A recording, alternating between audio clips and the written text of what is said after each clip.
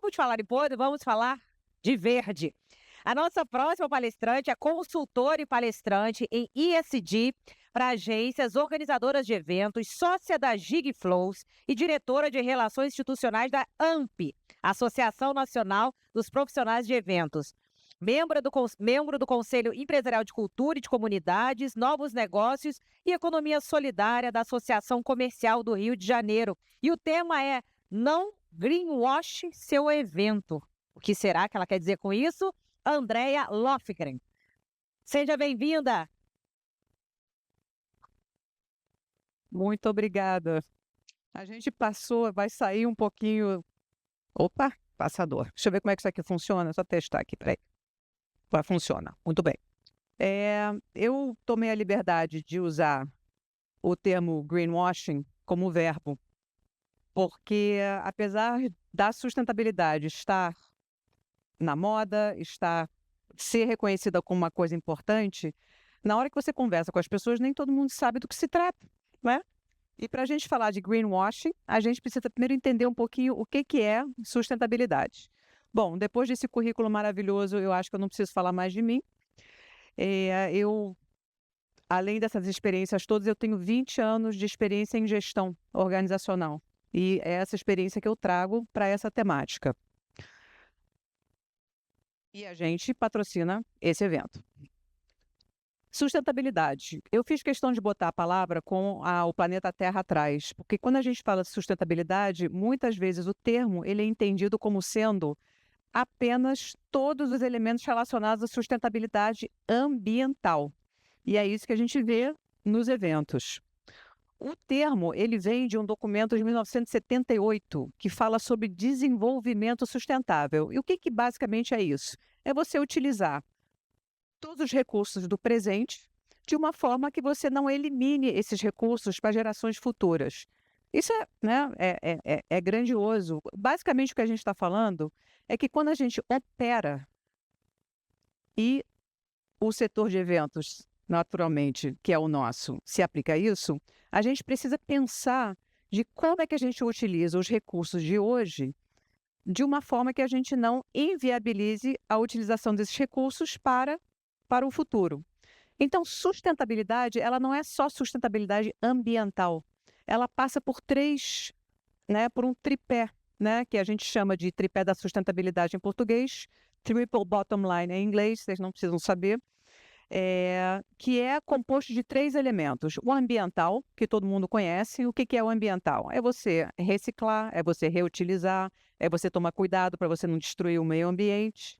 Só que ele passa também pelo que a gente chama de social, que é um termo que é associado a projetos sociais, mas na realidade ele significa que você tem que tomar um cuidado com o social tanto para fora quanto para dentro. Nesse elemento aqui, a gente vê algumas questões que assolam os produtores de eventos, que são diárias inadequadas, horários de trabalho exagerados, condições de trabalho inadequadas, você não ter um lugar para você lavar uma mão depois que você ir ao banheiro, você não ser pago num prazo que é considerado razoável. Todos esses elementos eles fazem parte do social. E o econômico é a manutenção econômica da atividade que está sendo realizada.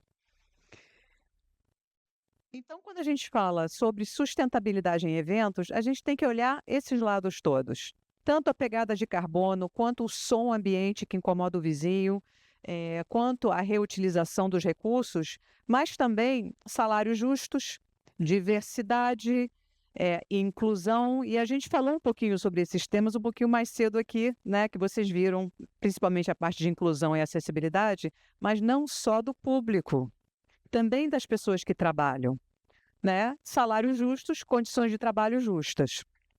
E o economicamente viável é você montar um evento que leve em consideração essas boas condições de trabalho, mas também que o evento se sustente economicamente. E isso, para quem trabalha em eventos, é complicadíssimo, porque a gente sempre está na mão do dono do dinheiro, que muitas vezes é um cliente que talvez não tenha o entendimento completo do que é necessário para que o evento aconteça. E a gente está sempre entre a cruz e a caldeirinha de orçamento, de planilha, Mas o fato é que a sustentabilidade ou um evento sustentável, ele precisa ser também economicamente viável. Isso aqui é uma definição. Basicamente, quando a gente tem que pensar em produzir eventos, a gente tem que produzi-los de forma a limitar os impactos no meio ambiente e no planeta, promovendo a equidade social e apoiando as economias locais ao mesmo tempo que a gente faz essa atividade de uma forma economicamente viável. ESG, e aí é que eu vou falar muito rapidamente, que não é tema desse evento, ele não tem a ver com a sustentabilidade do evento, ele tem a ver com a organização que produz o evento, que tipos de práticas que eles utilizam na gestão. E essa confusão vai ser objeto de outra palestra em outro I Love Events, mas o importante é lembrar que eles não são a mesma coisa. Então, um elemento ele está tratando do evento sustentável, ou seja, que ele seja executado com base nesses 3 tripés, e o ESG ele está relacionado com a própria empresa, ela gerencia essas práticas. Bom, vamos passar para a temática de hoje. Esse termo vocês conhecem? Já ouviram falar de greenwashing? O que significa greenwashing? É uma prática de marketing enganosa que consiste em divulgar atividades e projetos sustentáveis de forma falsa ou que não condizem com a realidade. O que é importante lembrar aqui, e é uma coisa que a gente vai explorar, né, nessa nossa palestra, é que essas ações, elas nem sempre elas são com base na má fé. Muitas vezes elas acontecem por desconhecimento do que são as práticas sustentáveis. Então, para facilitar o nosso entendimento, a gente vai falar no que eu uso muito, né, que são os 7 pecados do greenwashing. Esse termo não fui eu que inventei, adoraria ter sido, mas não fui. E vamos falar de algumas práticas que vocês certamente vão reconhecer, mas que são, de fato, greenwashing. A primeira dela, a gente chama de custo ambiental camuflado. O que é um custo ambiental camuflado? É você vender uma prática como sustentável, quando na realidade ela tem impactos que são escondidos das pessoas. Todo mundo foi ao Rock in Rio esse ano? Possivelmente a grande parte das pessoas, certo? Vocês se lembram dos copos retornáveis ou reutilizáveis? O que aconteceu? O que aconteceu no Rock in Rio com relação a esse tema? Cada patrocinador tinha um copo retornável, certo? O que é a ideia do copo retornável? É que você não precise comprar um copo novo toda vez que você usa. Só que se você tem cada patrocinador com um copo retornável, você não está sendo sustentável, porque ao invés de um copo com todas as marcas, você vai ter um copo para cada marca. Então a gente via as pessoas andando, pareciam umas vacas com os bedelhos gigantescos, né? Na verdade, né? 8, 9 copos, e assim, pô, eu sou sustentável pra caramba, eu tô andando com 9 copos aqui na minha pescoço. Pois é. Então, assim, isso aqui foi uma tentativa, digamos assim, de vender o evento como sustentável, mas na realidade não foi. Então, o teu trade-off camuflado, o que era? A venda como sustentável, quando na realidade, né, você criou uma não sustentabilidade. Na minha visão, o ideal seria que o Rock in Rio que tivesse feito um copo, que as marcas tivessem entrado em acordo para colocar as suas marquinhas no copo e o participante tivesse o copo dele. E não os 8, 9, 10 copos em volta do pescoço, né, que ficou uma coisa até cômica. Então, isso aqui é uma prática que é considerada greenwashing. Não, a ilegalidade da venda casada, eu não vou nem entrar nesse mérito, tá? Isso aqui é muito mais do ponto de vista do sustentável. Então, boa tentativa, no entanto, não funcionou como a gente estava pensando. Próxima é uma clássica, falta de provas. Estou produzindo um evento sustentável. Se você não conseguir comprovar a sustentabilidade do seu evento, mas você colocar o teu selo no teu material de marketing, você está fazendo greenwashing. E isso aqui acontece muito mais do que a gente imagina. Por quê? Porque se você levar em consideração que o evento sustentável é aquele que é ambientalmente responsável, que tem a parte do social e ainda tem o equilíbrio econômico, o teu evento não é sustentável. Ele pode ser ambientalmente sustentável, né? Então, usa a terminologia correta. Ele pode ter elementos dele que são sustentáveis, mas ele não é sustentável. Então, você não pode usar uma alegação ou fazer uma alegação dessas. Esse é o pecado número 2. O pecado número 3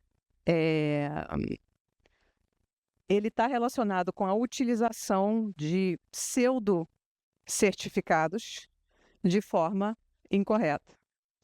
Então, se você usa um rótulo de evento seguro, ou seja lá o que for, você tem que ter passado por uma certificação formal para ostentar esse rótulo. Então, você não pode alegar uma coisa que você não fez, né? Certificações são coisas extremamente sérias, são processos caros, onde você faz uma série de verificações e pode usar aquele rótulo ou aquele selo quem de fato passou pelo processo. Então, você colocar no seu evento selos inventados, selos falsos, certificações que não são sérias, você está dando a falsa impressão para o público, para o seu cliente, de que você seguiu aquela certificação. E isso, obviamente, além de eticamente questionável, é greenwashing. Imprecisão. Esse relatório que eu botei aqui para mostrar para vocês é um relatório existente de um grande evento que aconteceu em São Paulo. Então, a gente está falando de um evento, relatório de sustentabilidade de um evento. A partir do momento que eu tenho os resíduos recicláveis foram destinados a cooperativas e voltaram para o mercado como matéria-prima, e você não me diz como isso aqui foi feito, é um dado impreciso. Não estou alegando que isso não foi feito pelo evento, mas isso aqui não diz absolutamente nada. Não diz que cooperativas foram utilizadas, não diz quanto foi utilizado, e a mesma coisa, se vocês olharem para todas essas alegações, elas são extremamente genéricas. Então, o que isso aqui quer dizer? O evento ele foi feito de uma forma sustentável? Todos os materiais orgânicos foram direcionados para a produção de energia por meio do modelo CRD. O modelo CRD não existe, tá? Porque eu procurei, eu fiquei curiosa para saber o que era isso. Não existe. Mas isso aqui é um relatório formal, isso aqui você bota na mão de um cliente, de um patrocinador, né? Que o cara olha para aquilo e ele tem que ver o valor disso. Então, modelo CRD, desconheço, mas eu não sei de tudo, então sei lá. E aqui é a mesma coisa. Aqui eles estão falando sobre as ações que foram tomadas durante o evento. Evitaram a corte de 4.650 árvores. Não dizem aonde? A utilização de mais de 1 milhão de litros de água e 75 mil quilowatts de energia. Não precisaram aonde isso foi feito. Então, assim, qualquer um de nós pode chegar e montar um troço desses. A André é super sustentável. Eu, a partir do momento que eu jogo a minha latinha na lata certa, eu deixo de gastar não sei quantos mil litros de água no Senegal. Posso alegar o que eu quiser, mas o fato é que você usar esse tipo de informação desta forma, eu acho que denota uma falta de seriedade nas tuas ações, ou inexistência. Então, tomar cuidado com esse tipo de alegação genérica. Esse aqui é o meu favorito. O meu evento, ele faz reciclagem de o que quer que seja. Meu amigo, isso é obrigatório por lei. Então, você chegar e fazer uma alegação dessas, né? Isso aqui são exemplos, né? A gente tem lei federal, lei estadual e lei municipal. Se a lei te exige fazer uma certa ação relacionada à sustentabilidade, é mais do que a sua obrigação. Você usar isso como um marketing diferencial é greenwashing. Inclusive, se você não fizer o que está aqui nessa legislação, você não opera. Então, assim, eu já vi eventos onde o único argumento da sustentabilidade era que ele fazia reciclagem. Falei, amigo, está aqui, ó, artigo tal da lei tal. Sem isso, você não opera. Isso aqui é greenwashing. Menos pior, menor dos dois males. Esse também é um interessante. Alguém acompanhou aquela movimentação de ônibus especial do Rock in Rio? Possivelmente muitos de nós usamos o serviço. Não estou dizendo que o Rock in Rio fez greenwashing, não é isso. Mas iniciativas dessas, onde você fornece um serviço diferenciado, ele só é de fato, ele só tem relevância em termos de sustentabilidade se você trabalhou todo o resto. Você dá acesso fácil das pessoas.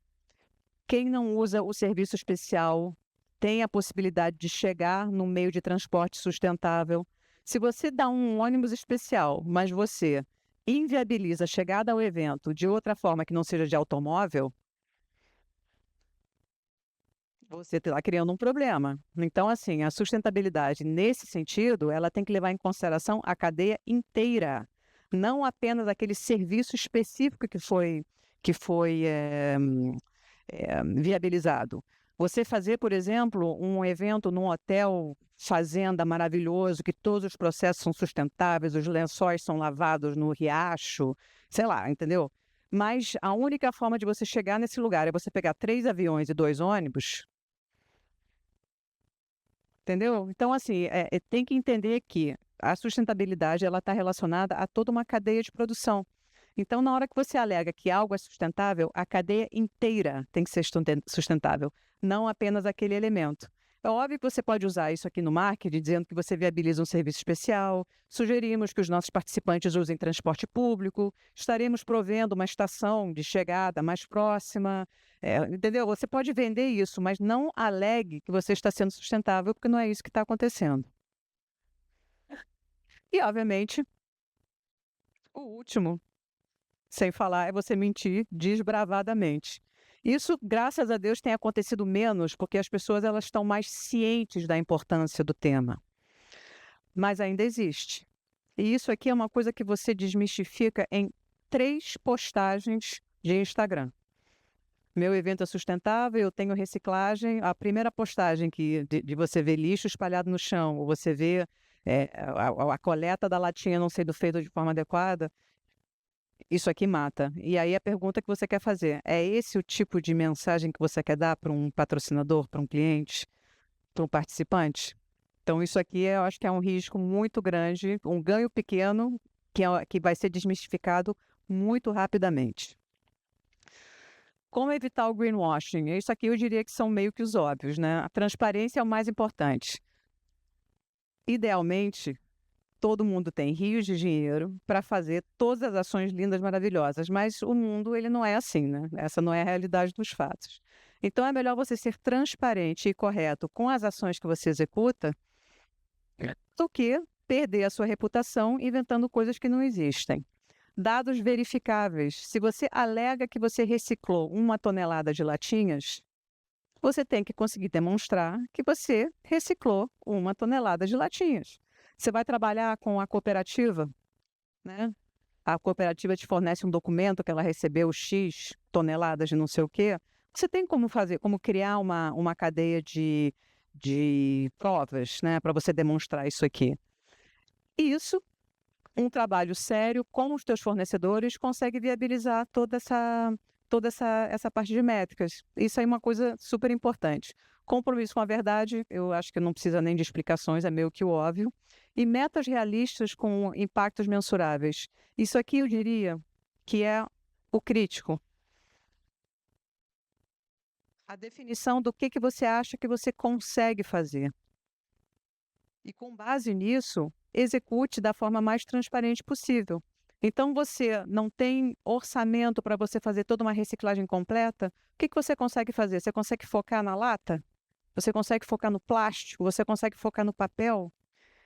Seja realista para o tamanho do teu evento. Ninguém quer, né, que você abrace o mundo com as pernas, mas execute o que você consegue executar e execute de uma forma transparente. E, obviamente, certificações idôneas com base num daqueles, né, pecados capitais que a gente olhou, de você, caso opte por uma certificação, que é um processo bem caro e complicado, mas que em alguns contextos vale a pena, escolha uma que seja referência do mercado.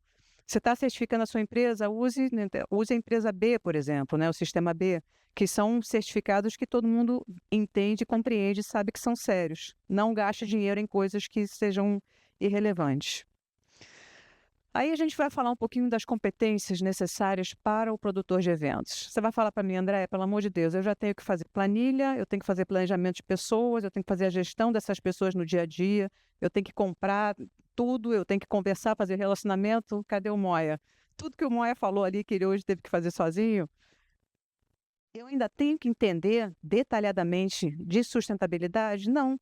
Só que o conhecimento básico, né, ao menos do que a lei exige, ele é importante para você não incorrer em problemas com o que é requerido pelo mercado. Então, não precisa fazer um mestrado em ESG, não precisa fazer um mestrado em sustentabilidade, mas se interesse em conhecer ao menos a legislação, né, que é referente. A comunicação, principalmente a comunicação com o cliente com relação a esses elementos, ele é super importante. Uma coisa que acontece muito, a gente fala muito do brinde sustentável, né? O brinde. Se o cliente ele exige um brinde mais baratinho, o que vai ser a tua argumentação com ele? Mas, cliente, esse brinde mais barato, eu não consigo garantir que a produção dele seja feita de forma sustentável. Vai ser greenwashing, ou seja, você vai distribuir algo, né, para o seu participante que não é de fato sustentável. Então, você ter um pouquinho de conhecimento do que de fato acontece na tua cadeia de produção te permite ter essa comunicação transparente com o teu cliente. Gerenciamento dos riscos faz parte, né, desse processo. Na hora que você toma uma decisão de não executar um certo processo, você tem que estar ciente das ramificações que isso pode ter, principalmente na parte de imagem. Planejamento estratégico, ele está justamente acoplado a isso, ou seja, na hora que você faz a tua planilha, de você levar em consideração todos os elementos da cadeia de produção, e inovação e pensamento crítico, mundo ideal, e isso se aplica a todas as disciplinas relacionadas a evento, que a pessoa possa já antever os problemas e incluir isso no seu planejamento. Isso aqui foi uma frase que não é uma frase minha, mas eu achei ela tão legal que eu quis trazer para vocês. Isso aqui saiu de um treinamento que eu fiz justamente sobre sustentabilidade de eventos. E o que foi o comentário da aluna desse curso? O produtor não pode solucionar todos os problemas, mas ajuda quando escolhe bem seus fornecedores, valoriza seus colaboradores e é responsável pelas suas ações.